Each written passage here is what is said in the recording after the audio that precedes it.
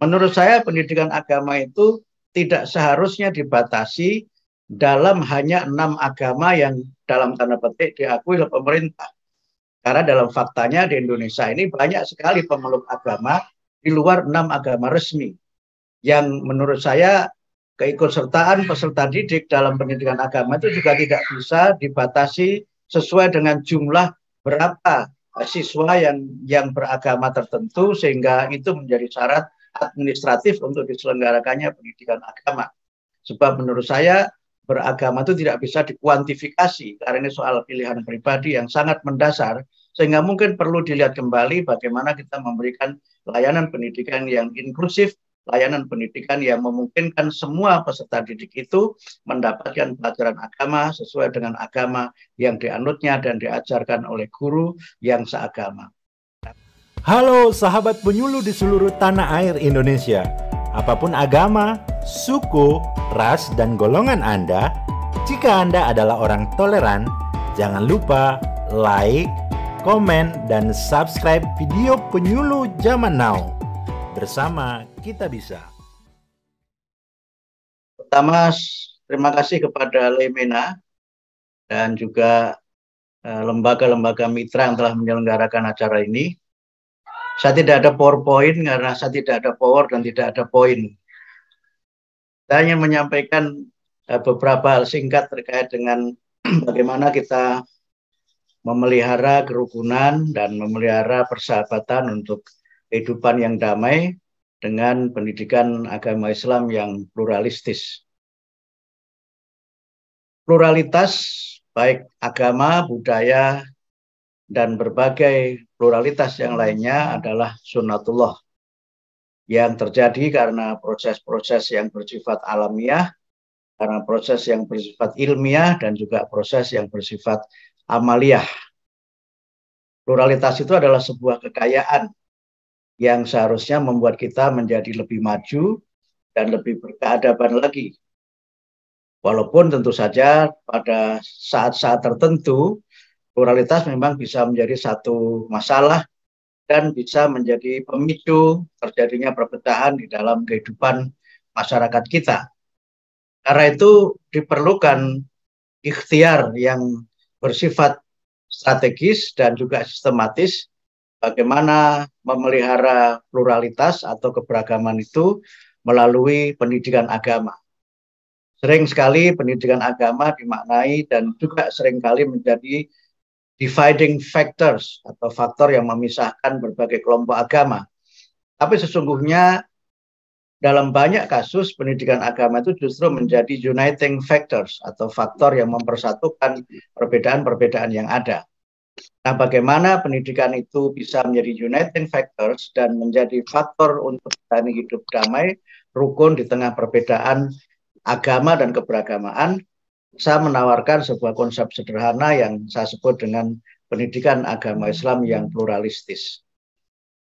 Pendidikan agama Islam yang pluralistis itu didasari oleh beberapa nilai dasar yang berkaitan dengan agama. Pertama, bahwa beragama itu merupakan fitrah manusia. Manusia memiliki fitrah untuk beragama, tetapi memang manusia itu juga diberikan kebebasan oleh Allah, diberikan kebebasan oleh Tuhan, apakah dia menjadi seorang yang beragama atau seorang yang tidak beragama. Dan bahkan kalau tadi kita merujuk pada pidato kunci dari Profesor Mahfud, bahwa Allah juga menegaskan bahwa kita tidak bisa memaksakan semua orang itu harus beriman, semua orang harus menjadi muslim. Maknanya adalah bahwa memang manusia punya kebebasan. Ada freedom of religion, tapi dalam hal tertentu juga ada freedom from religion. Nah, tetapi juga memang dalam konteks perbedaan yang ada itu manusia harus menyadari bahwa perbedaan-perbedaan itu adalah sebuah pilihan yang juga memang harus kita hormati, bahkan juga sangat dihormati oleh Allah. Ini saya kira sebuah prinsip di mana manusia itu bertanggung jawab apapun yang dia lakukan dan atas pilihan apapun yang mereka sudah lakukan dengan penuh kesadaran. Sehingga beragama itu tidak bisa dipaksakan dan tidak boleh ada paksaan di dalam beragama. Nah, prinsip yang berikutnya adalah prinsip acceptance atau penerimaan. di mana kita itu tidak sekedar bertoleransi, tapi beyond tolerance. Sebab toleransi kadang-kadang mengandung elemen yang bersifat pembiaran atau kadang-kadang juga ignorant ya, ignorant, di mana kita ini cenderung untuk tidak peduli kepada orang lain yang mengalami kesulitan terkait dengan keyakinannya. Oleh karena itu, maka pendidikan agama yang pluralistis itu perlu dilakukan dengan mengembangkan paling tidak 3 konsep penting dalam pendidikan. Yang pertama, kita mengembangkan apa yang saya sebut dengan mindful education, pendidikan yang mindful, di mana kita memahami bahwa setiap orang itu harus kita akui eksistensinya, harus kita hormati pilihan-pilihannya, dan kita menyadari betul bahwa setiap yang kita lakukan itu adalah sebuah perbuatan yang terbaik yang kita usahakan semaksimal mungkin agar tidak menyakiti atau mungkin juga tidak membuat orang mengalami kesulitan dalam kehidupannya. Yang kedua adalah pendidikan yang lebih inklusif. Inklusif mengandung pengertian bahwa kita ini berusaha untuk terbuka di tengah perbedaan yang ada sesuai dengan keyakinan kita tentu saja.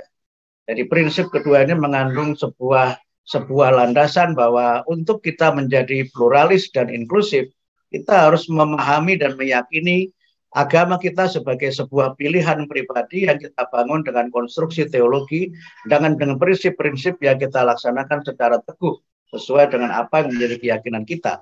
Tapi pada saat yang sama, kita sesungguhnya juga menghormati orang lain sesuai dengan pilihannya, sehingga bertauhid dalam pandangan saya adalah menjadi orang yang inklusif.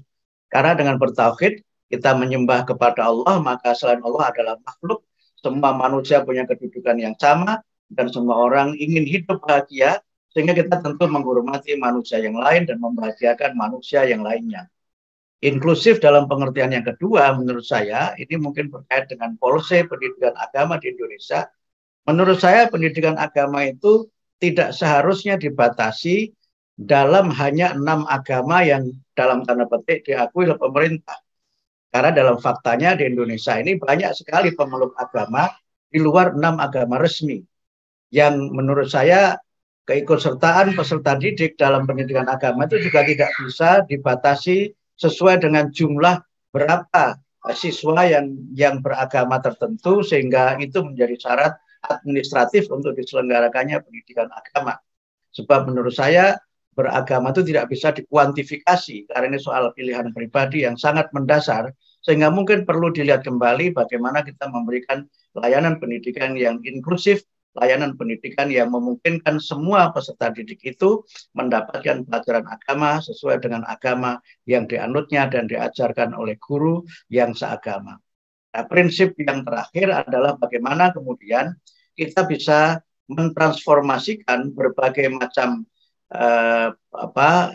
ajaran-ajaran agama itu untuk kita juga tetap bisa saling memberikan ruang dialog, sehingga dalam pendidikan agama yang pluralistis itu dimungkinkan untuk kita mencoba memahami atau paling tidak mengenal agama lain, baik secara tekstual dalam pengertian melihat teks-teks agama lain, tapi yang sangat penting adalah bagaimana kita memahami orang lain dengan berinteraksi secara lebih terbuka, karena pada dasarnya banyak hal yang berkaitan dengan toleransi itu dapat dibentuk melalui interaksi-interaksi personal atau interpersonal, di mana kita kemudian lebih tulus menerima perbedaan dan bisa membangun personal proximity dengan orang lain, sehingga kita menjadi orang yang terbuka di tengah perbedaan yang ada.